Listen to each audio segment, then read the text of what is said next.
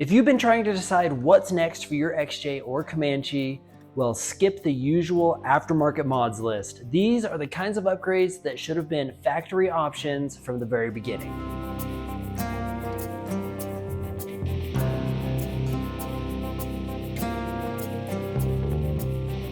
So my Comanche build is going to have a ton of aftermarket parts. This is a full-blown resto mod and a dedicated rock crawler. But what a lot of people don't realize is that some of the best mods you can do to a Jeep Cherokee or Comanche are found on bone stock vehicles in your local junkyard. There isn't any official documentation from AMC designating what XJ stands for. Among enthusiasts, you might hear extra junk or even experimental Jeep. To me, my XJ has been an experimental Jeep from the very beginning. If you're new here, let me give you a quick introduction to my '96 Jeep XJ.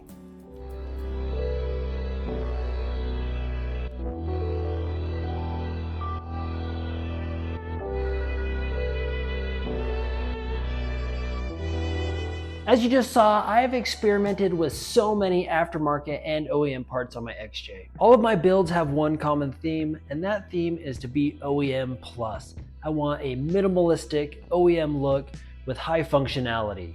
So let's get into my top 5 favorite OEM Plus junkyard mods that you can do on a budget.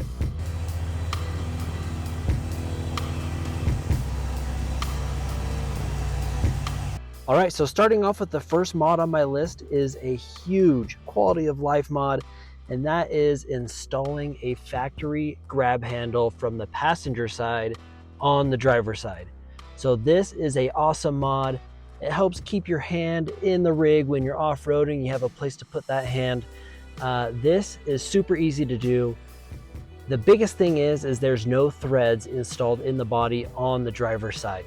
So all of these XJs, because they are left and right hand drive, there are provisions for the grab handle on the driver's side.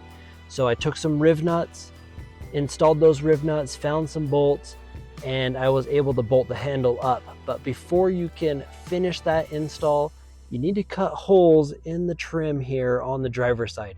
I guess you could find a right hand drive trim for the driver's side that would already have the holes in it.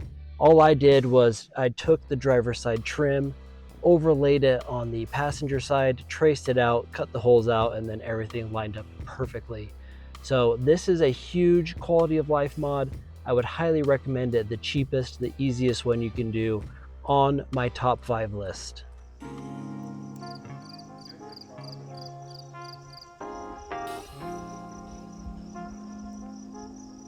Number 2 on my list is a mod that will 100% increase your visibility while you're out on the trails. Sorry, second gen XJ owners, but this mod isn't for you. Your XJs actually came with this from the factory. So what I've done is I've converted my front door windows to '97 and newer XJ windows. It deletes that stupid little window that is up here in the front that really serves no purpose whatsoever other than to make the main window really small. So once you get rid of that front window, it opens up the visibility tremendously for your rear view mirror, and so you can get out the window and see what your tires are doing when you're off-roading. Not only are you getting more visibility, but you can also get more airflow, especially if you like to drive around with your windows down, you don't have AC, or maybe you drive around all summer with the heater on because your XJ overheats all the time. Anyways, I have put together a step-by-step comprehensive guide on how to do this conversion. I go over measurements, tools, parts, everything you need to know to make this conversion functional and work in your XJ. So I put a link down in the description so you can go check out that video right after this one.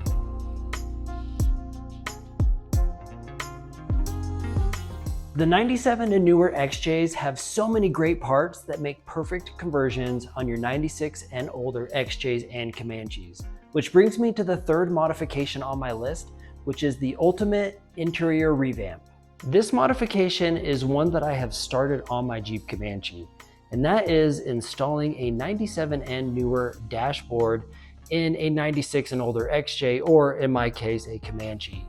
This is the most fabrication heavy modification on my top 5 list, but it is totally worth it. With that being said, the old style dashes are beautiful. They work good, they're functional. The cool thing about the 97 and newer dashboards is the aftermarket support, and in my case, this is a resto mod build. I am trying to make a Comanche look newer than it was when it rolled off the factory floor. Lucky for you, I've already started this whole project on my Comanche, and I've put together a full step-by-step guide on all of the fabrication that needs to happen in order to get a 97 and newer XJ dash to fit in a Comanche or a 96 and older XJ. I put the video link down in the description, so right after you watch the video on the window conversion, you can watch that one and see how it's done and see if it's something that you're willing to take on for yourself. I'm super excited to finish up this dash conversion on the Comanche. And I don't want any of you guys to miss out. So if you're new here, be sure to hit that subscribe button, turn on the notifications so you don't miss out on any of the videos as I continue to build my Comanche.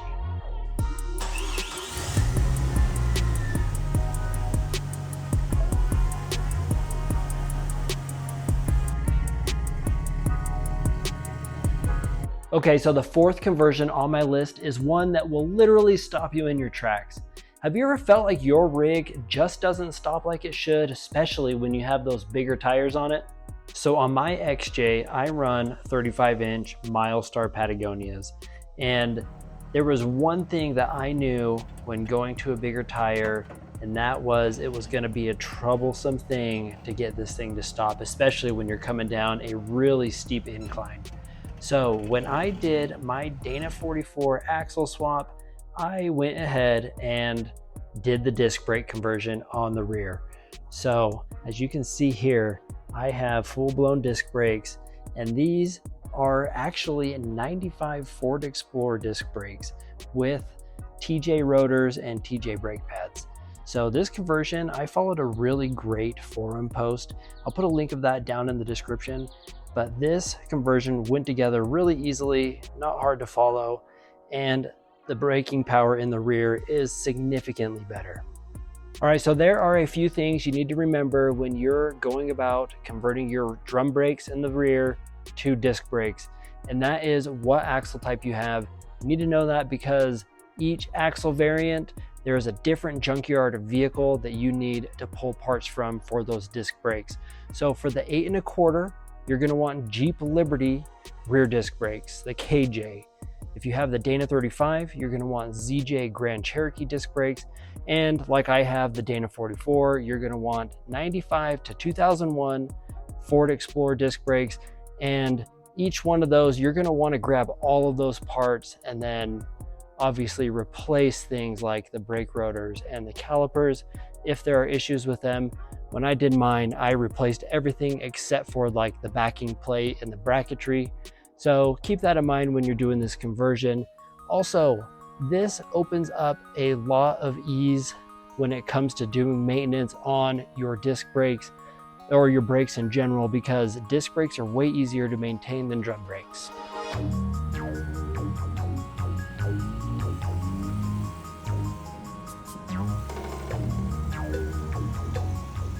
So to close out my top 5 favorite factory conversions you can do to your XJ or Comanche, we are going to talk about axle swaps.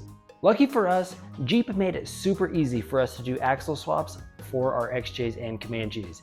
From 1986 all the way to 2006, there are a ton of XJs, Comanches, and Wranglers that all have axles that bolt right under your rig. All you need to do is know which years you're looking for, what axle you're looking for, and there are tons of options out there. So obviously, any XJ or Comanche axle will work under your rig. But if you're looking at Wrangler axles from 97 to 2006, those front axles are direct bolt-in into your rig. So like on my XJ, for example, I run a front 2006 TJ Rubicon Dana 44, and it bolted right in. I didn't have to do any modifications. So if you can find yourself one of those, you've found the holy grail of front axle bolt-in options.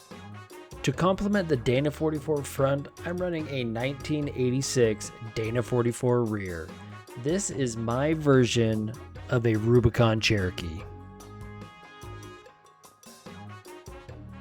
If I was gonna start over altogether with an XJ build, I would find myself a high pinion Dana 30 front without the CAD vacuum disconnect and a late 80s Dana 44 rear to round off the axles for the rig.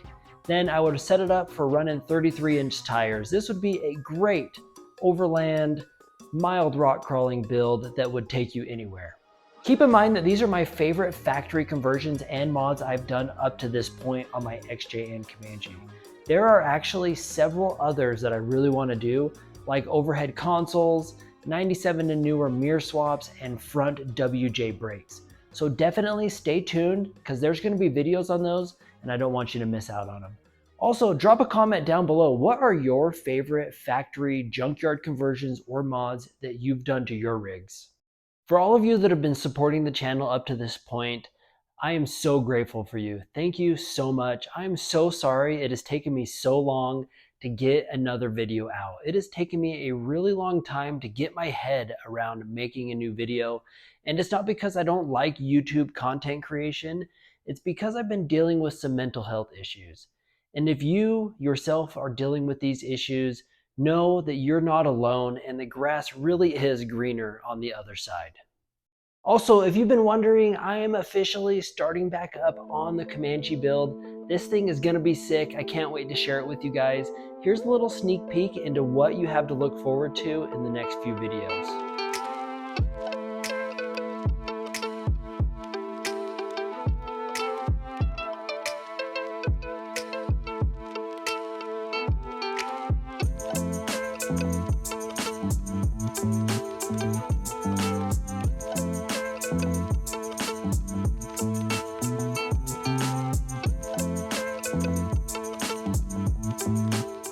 All right, so that's gonna wrap it up for this one. Thank you for coming by and checking out what I have going on.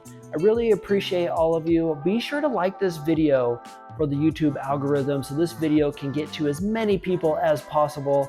Once again, thank you so much. Get out there in your garages, work on your projects, get out there and explore, and don't forget to stay safe out there. I'll catch you next time.